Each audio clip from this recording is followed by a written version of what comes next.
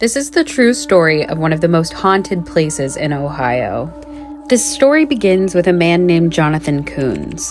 Koons was born in Pennsylvania, but he relocated to Mount Nebo in Athens County, Ohio in the 1850s. It was there where he met his wife, Abigail, who he had 9 children with. Koons was a devout atheist, and he was highly skeptical of spiritualism, which was gaining popularity in the mid-1800s.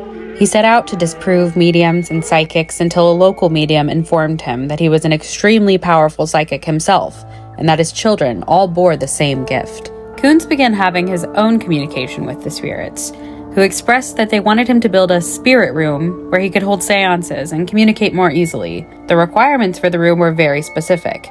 It was to be 12 by 14 feet, have only 3 windows, and have a 7-foot-high ceiling. They wanted instruments like drums, fiddles, guitars, and accordions. Koons followed through with the requests and stocked the room specifically how the spirits wanted. It was then that they began holding seances for the public.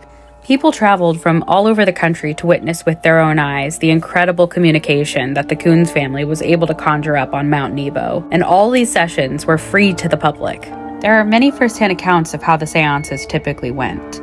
A crowd of 20 to 30 people would funnel into a dark, small room. As everyone was seated, the lights would dim, and the pounding of a drum would signal the start of the session.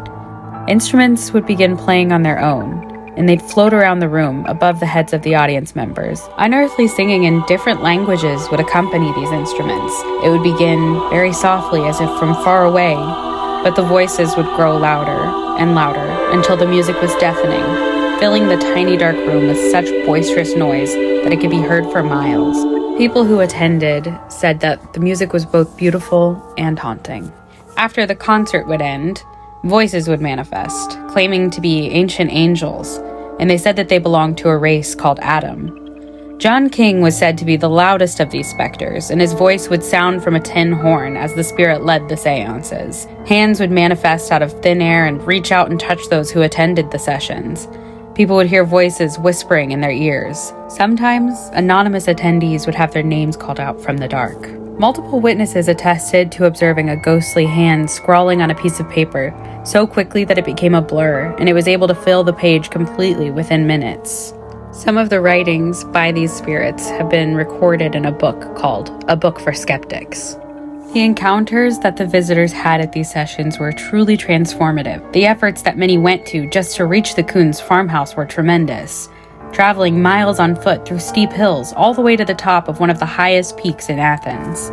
Around 1958, the Koons were run out of town by their neighbors in a very torch and pitchfork sort of fashion.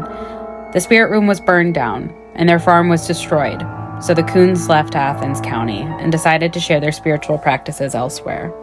Mount Nebo remains a hotbed for paranormal activity to this day, and although the spirit room was destroyed, the veil remains thin in the dark forest where it once stood, thanks to the hundreds of seances performed by the Koons family in the 1850s.